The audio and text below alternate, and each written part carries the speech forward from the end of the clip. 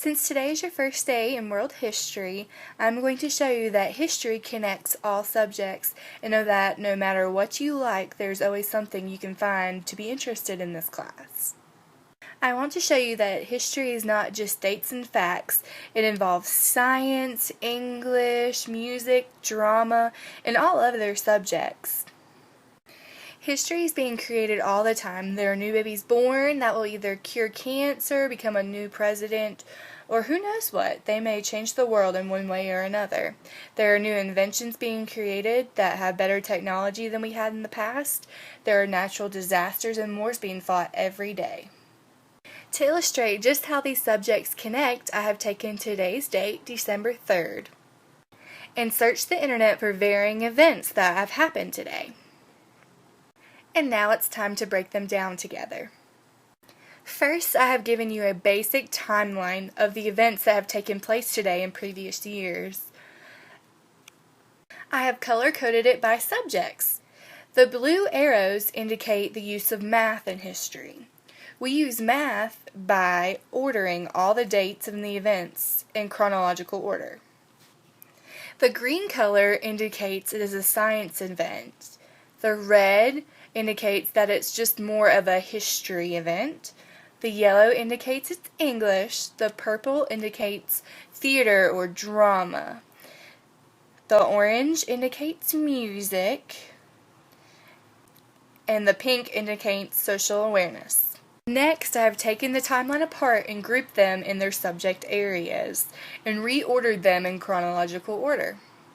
The first subject area is science. In 1621, Galileo invented the telescope. In 1965, the USSR, the old Soviet Union, launched Luna 8, which would eventually crash on the moon. In 1967, the first human heart transplant was performed in South Africa. In 1984, 2,000 people died from a Union carbide poison gas explosion in Bhopal, India. The next category is history. In 1826, Andrew Jackson was elected the 7th President of the United States. In 1923, the first congressional opening session was broadcast via radio. In 1941, Hitler viewed Ukraine. In 1944, Hungarian death marches of the Jews came to an end. In 1948, the first U.S. woman Army officer not in the medical corps was sworn in. In 1953, President Eisenhower criticized McCarthy for saying communists were in the Republican Party. In 1961, the U.S. performed nuclear tests in Nevada. My next connection is English. Not only do we have to read and record events in history, but in 1947, on December 3rd, Frederick Douglass published the first issue of his newspaper, the North Star. As for the theater, movie, and media connections, in 1922, the first successful Technicolor movie, Toll of the Sea, was shown in NYC. In 1947, Tennessee Williams' piece, Streetcar Named Desire, premiered in New York City as well. In 1960, Julianne Moore was born in Fayetteville, North Carolina. In 1968, Brendan James Fraser was born. In 1973, Holly Marie Combs was born. In 1980, Jenna Dewan Tatum was born. In 1985, Amanda Seyfried was born. These media connections are important because without them, we would not have color television and many of the great films we have come to love today.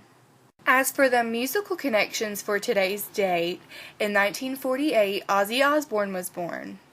In 1961, the Beatles, one of the greatest bands, met their manager, Brian Epstein.